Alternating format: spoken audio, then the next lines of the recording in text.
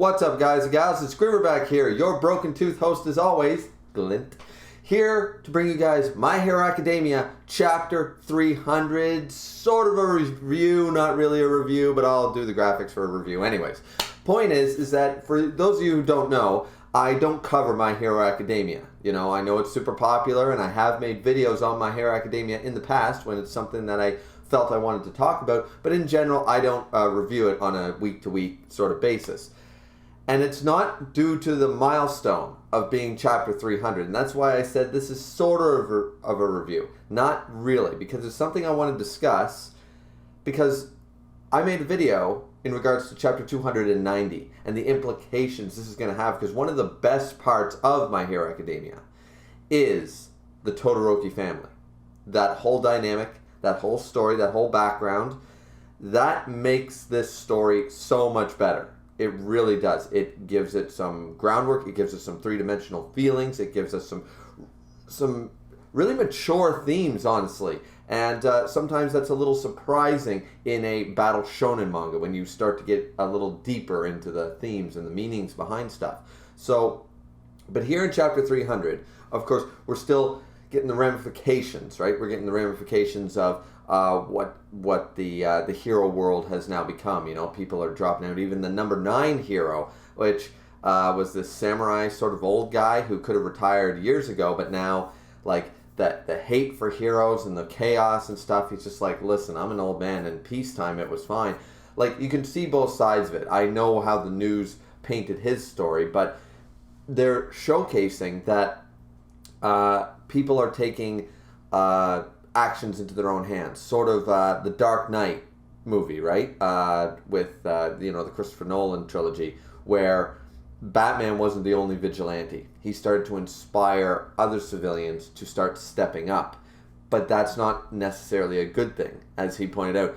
Like the difference between you and me, I'm not wearing hockey pads, right? And they're using guns and stuff. They're inciting more violence. Batman tries his best not to kill anybody, break some bones, but not kill anybody. So in this sense, we're sort of getting that same idea. And when one of the heroes shows up on scene, the problem is that they haven't been trained properly. Sure, in this world where almost 95% of the population have quirks, and there's these support tools for sale and stuff, and everything's running rampant, but they aren't trained like in a militaristic sense to be able to contain the situation. So the level of destruction and innocent civilians and bystanders and third parties getting involved in this protecting and stopping the crimes is astronomical. Like we see when he arrives on scene, like a whole street, like it's not just one building. There's this small gang that I think Bakugo beat up. I think it's mentioned here in the chapter. Bakugo beat them up at some point, and ironically, guy sort of looks like Bakugo. And then during this whole scene, some civilians came in and said, "No, we will stop you," sort of idea. They were robbing one store. And then when the washing machine hero shows up, the damn, look at it. Just look at the devastation. It's not just one building and a storefront. It's the whole street. It's the whole street corner. The buildings, the glass, everything's shattered. Buildings are broken. The street's a mess. Like, it's an entire problem. And then, of course, the civilians get out and say, "Where were you? Like, had you been here quick enough?" And they throw a frying pan at him. They throw things at him. Just like, and the washing machine's like, "All right, well, I know why they're mad. I just got to do my job as a hero," sort of idea, right? And you feel bad for that. But then, as I said, we get the number 9 hero retiring, and the news story is painting him as a coward, as not taking responsibility. It's like, oh, it was so easy being a hero, being the number 9 hero of all, in our nation. When it was peaceful, you sat back, you took our praise, you took our respect, you took our money, you took our admiration. Now, look at what you've done, and blah, blah, blah. And we can see why they paint him that way. Now, once again, to be a little fair on this side, is that it was peacetime. Like, how many generals of the military stay on during peace times? I mean, they might as well collect their 35 years and get their pension, right? Sort of idea. But here, this is a much older, samurai level, saying, I must follow my own sword. I'm done. Like, the world hates heroes, and I'm not young enough anymore to deal with the way the world is happening right now. So you can see both sides of his argument. I'm not 100% on his side either. I think the public does have a point that he stayed a hero as long as, you know, the getting was good and it was easy and he was saving stray cats and walking around with people, cheering his name in the streets. Now that shit's really going down, that it was really bad timing for him to make this decision, right? Once again, I'm not fully on the media's side with this and the civilians and their outcries, because I feel like they are being unfair to a degree, but also he should have known better that this is what was not the time. And he thinks to himself, when we see it in this chapter, we're getting a lot of themes here. We're getting a lot of themes. And one of the main things is he thinks, all I wanted was love and respect. Well, you should have known that this was going to be what happened. You stayed on past your prime as the number 9 hero for a number of years. You could have retired a long time ago. And just when things start to go down, that's when you turn tail and run. Like, it's not exactly the best media look for you, man. You got to play the game a little bit. You can't, so I'm on the fence about who's right in that scenario. I think it's a really gray area. I don't think the samurai guy made the right decision. I don't think the media is treating him fair enough, but I'm a little on the fence with which direction, right? I can see both sides. But now let's just get into the main event. Let's get into the main thing that this chapter brought us, because I really need to bring up a video, and the only reason I'm making this video is because it's sort of like a continuation of a video I made regarding chapter 290.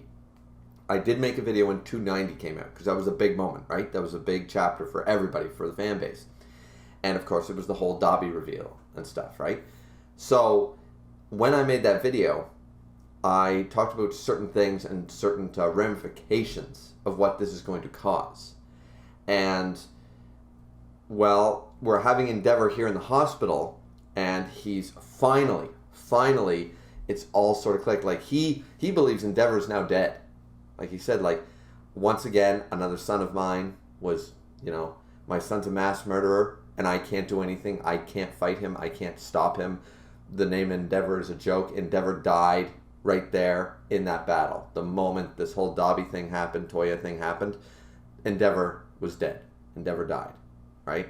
And it's not exactly like the public is going to welcome him back with open arms. Like, sure, they're all waiting for him to return, but they're waiting for him to return to turn him into a goddamn scapegoat at the same time. I mean, look at what happened to the samurai guy earlier in this chapter. That's peanuts. That's this small compared to what they want to do to Endeavor, right? So here, and we even saw that in this chapter with the statue and stuff, and we see Stain. Stain's here in this chapter, right? I believe that is Stain, right? The sword and everything, yeah. And Stain, honestly, for me, was one of my favorite characters in the series. I think he still is. His ideology is sort of sound. It's definitely in the gray. It's not black, it's not white. It's sort of in that gray area. It sort of reminded me of Garo from One Punch Man in that sense. And so I always really liked Stain. But here, in the main event, we're having him completely devastated and realizing that he can't do this, he can't do that.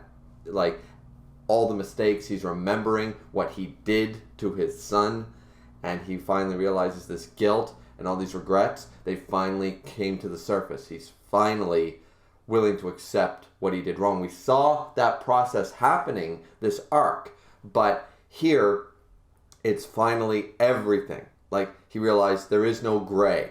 He was wrong. He made numerous mistakes, absolutely horrific decisions and mistakes for the sake of title, for the sake of status, for the sake of power. And he realizes he's not just like someone who did some bad things and hit his kids a couple of times and, over stupid stuff, or got drunk too many times and now he's recovering an alcoholic. No. This goes way beyond that level. And look at what he's done. He caused Dobby. So all of Dobby's, someone who killed over 30 people, 40 people, whatever he's killed, the mass murderer is now, all that blood is on Endeavor's hands. And he just, like, he's finally recognizing it. He's willing, and he starts to tear up, which finally, we're getting that emotion. And then Shoto shows up, and we think it's just him. Because then he slams the door. He's like, no, Dad's crying. What the hell? We don't want to see him like that. And I get that. Like, I think I've seen my father cry like twice in my entire life. So it's not something that, it's that sort of stigma, but the big macho man, the father, the head of the family, is not someone you don't see the weakness from. They're always strong, they're sturdy, they're the rock that usually is the one to hold the family together, right? But here, Endeavor is finally feeling the full brunt, the full weight, the burden of all of his wrong decisions and choices. And now it's just, he can't help it. And at first I was like, okay, it's just Shoto. But then the whole family's there. The whole family. We have Natsuo. We have, I forget the sister's name and stuff. And Shoto's there and everything. And he's just like, I'm sorry. I'm so sorry. All these burdens and all this regret and this guilt and stuff. He said, I can't apologize enough. It's weighing me down. And he's crying in front of his family. And even the guys like Natsuo who is the least likely one to forgive him, is there, and even he can't say serves you right and stuff. Even he's got this conflicted look on his face, like this isn't what he wanted either. He didn't want this to happen. He wanted his dad to be punished and to suffer for all of his bad choices, but this isn't right. Two wrongs aren't making a right here for even Natsuo, and so he's getting there. And then I know I've made you guys wait like 15 minutes in this review, but then we get the big reveal. Ray is here. Endeavor's wife is here. Now, I want to bring up what I believed. I'm just going to clip it in here from my, if you guys didn't see the video, it's still up on my channel, but I'll just grab the small clip. I go on for a while, but I'll just clip a little bit of what I talked about in my Chapter 290 discussion video when Chapter 290 came out. Not only do you feel bad for Dobby, but right now mentally you know that this is going to, any progress that Endeavor's wife made is gone. She is not going to recover from this. There is no happy ending for the Todoroki family. Because no matter what they tried to build up, Toya or Dobby picked the right time when the healing was taking place. The most vulnerable state, ladies and gentlemen, of when somebody goes through the 5 stages of grief for progression it's never at the beginning. It's never at the end. It's right in the middle. It's right when the healing starts to take place. It's right when you go through those emotions, when you start the process, not in the very early stage and not at the very tail end of acceptance, because then you might have enough willpower to be strong enough. Not that you still can't be traumatized or affected, but you can push through it. But the most vulnerable state for anybody going through major things like that in their life, and there's multitude, it doesn't just have to be some crazy ex-husband who tortured your children and then they turn into supervillains. No, it could be a multitude of things, anything significant, anything major that affected you, that traumatized you. The most vulnerable state you will be in is in the middle of the process of healing. And right now, she was in that process. The entire Endeavor's family, the Todoroki family, was in that middle ground process. We've seen that through this arc. That's the process they were in. And there's no happy ending. Now, as you guys know, right now, I was completely wrong about this. But I would just want to point out that I'm conflicted a little bit, but I love this reveal because I believed I was completely 100% right. All my comments on that video and everybody I talked to and stuff, basically, people were even making memes about it in poor taste, in my opinion, but the whole, I'm just going to turn on the TV today. What harm can it do? And meanwhile, we see her hanging from the garage door sort of idea. Some really dark shit, right? And I was 100%. I don't think you could have convinced me up to this chapter for the last, 10 or so weeks, however long it's been since chapter 290. I don't think you could have convinced me for the last few months that she would not only not backtrack all her healing process and stuff. And as I said, go check out that video. I probably only clipped a small portion of the discussion I did in that video. But suffice it to say, I said, this is not, she's recovering. It's almost from the trauma and all that stuff. Look at what she did. Look at what everything that happened. She's a very traumatized person, and she was just starting to be in that healing process. Very fragile, very thin ice, and then Like this isn't, we're not talking about throwing a pebble on a thin frozen lake. We're talking about taking the whole goddamn boulder and throwing it in the middle of the lake with ice that's only a centimeter thick. It's going to be waves of crashing down, right? And I was firmly here for that. But here she shows up. Ray's here, and she's looking strong. And the leader, when I just talked about, guys, Endeavor's supposed to be the rock, right? Like usually the head of the family or the man of the family traditionally, and it's not a sexist thing or anything like that. It's just that usually they all look to the man of the house, the man of the family, right? That's just a traditional thing. But it does not mean that you can't have this happen, which is fantastically done, because now Endeavor is no longer sturdy. He's broken. He's shattered. He's no longer the rock. He's no longer the glue. He's no longer the sturdy, stand strong, look to me for the strength to carry on. No. He's broken, and now it's the mother's turn. It's Ray's turn to step up and be like, oh yeah, all that stuff you're crying over, all those burdens, all this, and she's standing strong. She's there. She seems to be in almost like funeral garb, because she's got the flowers, and she's wearing a black dress, it seems like, and stuff. So she seems to almost be in mourning, so to speak, which is understandable, but she's looking clear. She's not crazed. She's not depressed. She's standing there strong, facing Endeavor, which is, wow, like that's a major thing. And not only that, staring him down and telling him, suck it up. Like, you know, all the things you're crying about right now, all the burdens, all that regret and guilt, you feel all that because you haven't felt it for years. This family, had to carry it around for years. You're just starting to get it. It's like, no, buck up. And I am here, and Endeavor is just completely like it's almost like staring at the, what was that story in the Bible? He stared at the back of God or something, and his eyes burned out, whoever that was. It's sort of like that. Like he can barely stand to even look at her, because he realizes, like, with all this wave after wave of regret and guilt crashing down on him, now he's like, oh my God, like, not only did I do this to my kids, what did I do to my wife? Like, he knows what she's been through, and so now he's like he can't even, he's so sickened with himself, he can barely, Ray, why are you here? And she said, I'm here to talk about our family. I'm here to talk about our son. And that's the end of the chapter, and I was just like, I was blown away. Once again, this was done fantastically. And though I think that, I don't think my assessment in the chapter 290 video was wrong. I don't think that was a wrong assumption, a wrong direction to go, and it would have made it that much harder, because now their family would be completely broken, because that would be the tragic, that would be the almost realistic thing to have happen, right? The mother was already broken. One of the sons is dead. Well, now we know he's not dead. He's just crazy. The other one, based on trauma, the other one was hurt by the mother and also, hated the father and stuff. We have, like, this family was completely broken from the get-go. And to have this slow healing process start to occur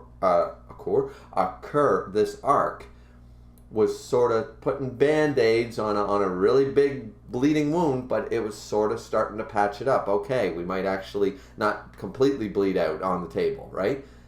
And then, like, it could have just been, all right, now this family is completely broken more than they ever were before, and now it's completely beyond repair. I was half expecting to hear that the mother attempted suicide. That is that Ray was going to attempt suicide. I was completely convinced of that.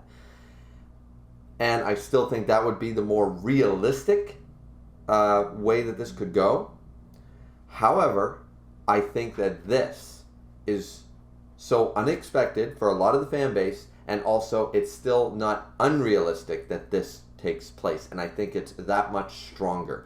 Nobody expected this to happen, chapter 300. This was phenomenal that finally what we consider the weak, traumatized, broken woman is now standing strong in front of all of the shit, like the most everything, and she's standing there going, it's my turn.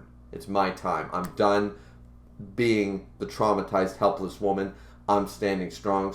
Like, there's just so much here, and I could go on for another half hour, guys. Easy. I could just read between the lines and go on a million tangents, as you guys know I'm very good at. But I think I'm just going to leave it here. I think I've made my point. I think we were all super excited. I just wanted to bring up how we all expected A, we got B, but B is not bad. A was the more realistic and more expected, but B is not unrealistic, and honestly, I think it's going to be better for the story overall, because A would have followed what we all assumed. But we love when a story flips us, you know? When it does a 180 and goes, aha, you guys all assumed. Well done, you all assumed. Nope, here we go. You know, like, that's great when it's handled well, and I think this was handled extremely well. I can't praise this chapter enough. I think it was my favorite chapter of the week. Easy. I've read Black Clover, I've read One Piece, I've read Ayakashi Triangle, I've read Sakamoto Days, I've read all the ones, and I've read Build King. This was the best chapter. Just like 290 was the best chapter of the week then, this is the best chapter. It just is. I can't argue that. Even if you don't like My Hero Academia that much, how can you deny the power of this chapter? This is the best chapter all week. I really loved it. I hope you guys enjoyed the video. I know I don't do a whole lot of My Hero Academia stuff. I might, if we continue this conversation and stuff, I might also review chapter 301, because this is why I read My Hero Academia. It's literally for the Todoroki family. Stain and the Todoroki family is about 90% of the reason I read My Hero Academia. So if we get more of this conversation and more of the discussion, I really want to see what she has to say, how she's going to handle Endeavor.